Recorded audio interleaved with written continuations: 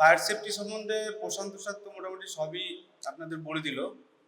আমি দুটো কথা শুধু বলতে চাই যে যদি কোনো সময় ধরুন এখানে ফায়ার হলো, তাহলে সেই ক্ষেত্রে আমরা কি করব, আমাদের কি করণীয় আছে। তো সেফটি অ্যাক্টে দুটো কোড আছে, সেটা হচ্ছে একটা রেস, একটা হচ্ছে পাস। এবার আমরা কি করে রেস করবো, মানে আমরা প্রথমত ফায়ার যদি হয় সেই ক্ষেত্রে আমরা কিন্তু সবাই প্যানিক হয়ে যাই প্রচণ্ড রকম, যে আমরা কি করব সেই মুহূর্তে আমরা বুঝে উঠতে পারি না ঠিকঠাকভাবে। তার জন্য কিন্তু সবাই এই সিস্টেমটার সঙ্গে ঠিকভাবে অ্যাডজাস্ট করতে পারে না, কেউ পালায়, কেউ হয়তো রেস্কিউ করতে যায়। তা এই রেস কথাটার কিছু অর্থ আছে। এবার রেসটা কেন বলছি, রেস হচ্ছে একটা কোড। এই রেসটা যদি আমরা সবাই মনে রাখতে পারি, তাহলে আমরা কারো না কারো জীবন কিন্তু সেই সময় বাঁচাতে পারব। রেসের প্রথম আর হচ্ছে আর ফর হচ্ছে রেস্কিউ। রেস্কিউ আমরা যদি পারি তাহলে আমরা রেস্কিউ করতে যাব, যদি না পারি তাহলে কিন্তু রেস্কিউ করতে যাব না। প্রথম আমি যদি দেখি যে কেউ ওখান থেকে বেরোতে পারছে না, কেউ কোনো রকমভাবে, যে পারবে সেই যাবে, যে পারবে না সে যাবে না। এ ফর হচ্ছে অ্যালার্ম। অ্যালার্ম মানে কি, আমাদের এবার ধরুন আমাদের একটা টিম থাকবে, টিমের ভিতর সবাই তো একসঙ্গে যেতে পারবে না, কেউ রেস্কিউ করতে যাবে। এবার টিমের ভিতরে একজনকে বলতে হবে তার সঙ্গে সঙ্গে যে অ্যালার্ম বাজানোর দায়িত্ব। অ্যালার্ম বাজালে কি হবে, আমরা কিন্তু অ্যাওয়ার্ড হয়ে যাব যে ফায়ার হয়েছে, এখানে কেউকে রেস্কিউ করতে হবে। সি ফর হচ্ছে কনফাইন। সি ফর কনফাইন মানে কি, আমার সেই জায়গাটাকে পুরো কনফাইন করে দিতে হবে, সেপারেট করে দিতে হবে, যাতে ওইখানে কোনো রকম আগুনের আঁচ বা কোনো রকম কিছু না যেতে পারে। তাহলে কি সেই জায়গা থেকে আমি অনেকটা কিন্তু বেঁচে যাব। আর ই ফর হচ্ছে এক্সটিংগুইশ। তারপরে আমরা এক্সটিংগুইশ করব। এবার আমি বলি যে এক্সটিংগুইশ করতে গেলেও কিন্তু কিছু পদ্ধতি আছে। সেই মুহূর্তে সবার কিন্তু ঠিকঠাক মাথায় আসে না যে কিভাবে আমি এক্সটিংগুইশ করব, বা তখন হয়তো অনেক কিছু এক্সটিংগুইশারের মধ্যে অনেক কিছু দেখতে হয়, হয়তো সেই মুহূর্তে পিনটা খুলছে না, বা প্রেশার নাই, বা ওইখানে ওটা এক্সপায়ার হয়ে গেছে। তো আমাদের এই জিনিসগুলো জানতে হবে যে কি জিনিস আছে, কি কোথায় প্রেশার আছে কিনা, রেস্ট ওটা ঠিকঠাকভাবে ডেট এক্সপায়ার হয়ে গেছে কিনা, এইসব ব্যাপারগুলো কিন্তু আমাদের ভালো করে দেখে নিতে হবে, তারপরে আমরা এক্সটিংগুইশটা করতে পারবো। আর ওখানে তো দেখিয়ে দিলাম যে ওই আমাদের সেফটি কোডের যে পাস মানে কি, পাস বলে কি মাথার ভেতর থাকবে যে পাস আমরা যদি ইউজ করি তাহলে কিন্তু আমরা ওই এক্সটিংগুইশটা ভালো করে এক্সটিংগুইশ করতে পারবো মনে থাকলে। পি ফর হচ্ছে পুল, এ ফর হচ্ছে এম, এস ফর হচ্ছে স্কুইজ, আর এস ফর হচ্ছে সোয়াইপ। মানে এইগুলো মনে রাখলে, মানে এই পদ্ধতিতেই করতে হবে। কারণ কি, আমি এখন বলছি হয়তো সবাই ভাবছে যে ঠিক আছে কোনো ব্যাপার নাই, কিন্তু কোনো সময় যদি ফায়ার হয় কিন্তু এটাই হয়, সবাই বেশি প্যানিকই হয়ে যায়, সবাই ছুটে বেরোনোর চেষ্টা করে কোনো রকমভাবে, যে আমি বাঁচতে পারবো না, এরকম একটা সবার ভিতরে একটা প্যানিকের সৃষ্টি করে। তা এই জিনিসের জন্য কিন্তু এই ব্যাপারটাকে ভালো করে মাথায় রাখতে হবে যে আমাদের রেস আমরা ইউজ করব, এবং স্টেপ বাই স্টেপ রেস্কিউ করব।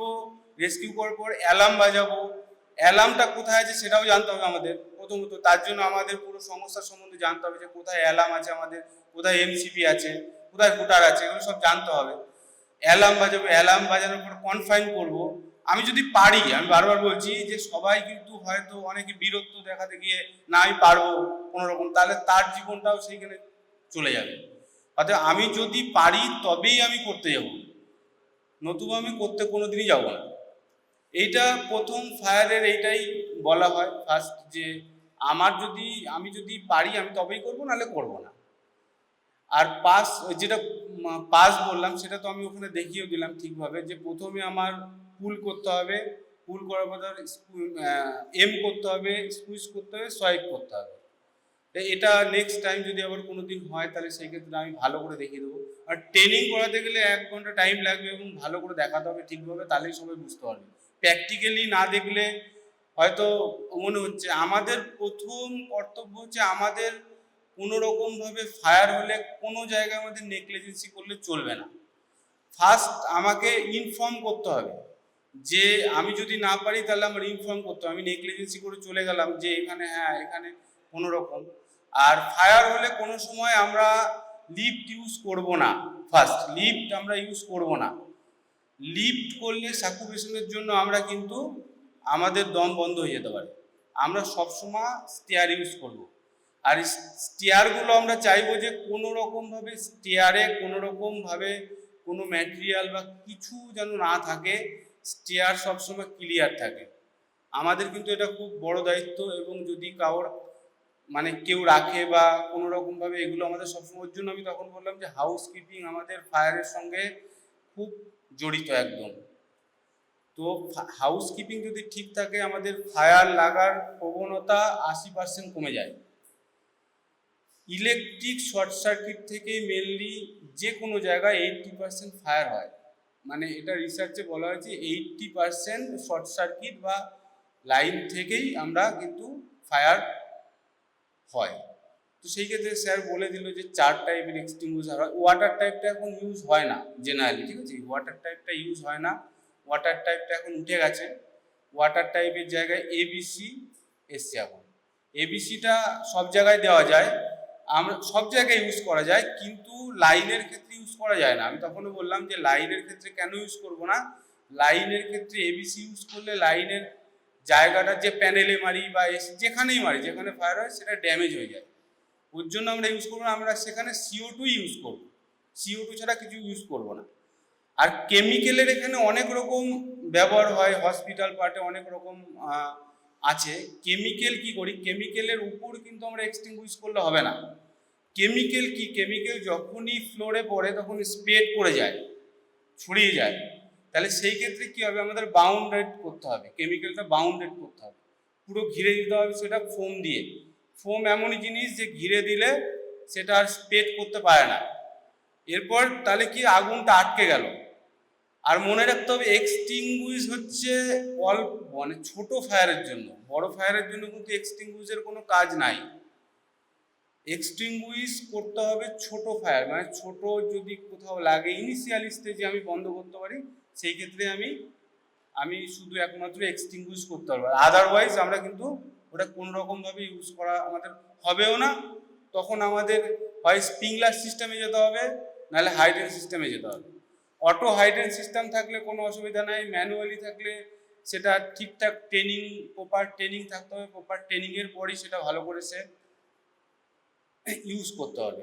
আদারওয়াইজ অটো সিস্টেম থাকলে ওটা কোনো প্রবলেম হয় না। ঠিক আছে, আমার এইটুকুই বলার থাকলো। নেক্সট যদি কোনো দিন ট্রেনিং হয় আমি খুব ভালো করে প্র্যাকটিক্যালি বুঝিয়ে দেবো, 1 ঘন্টা টাইম লাগবে।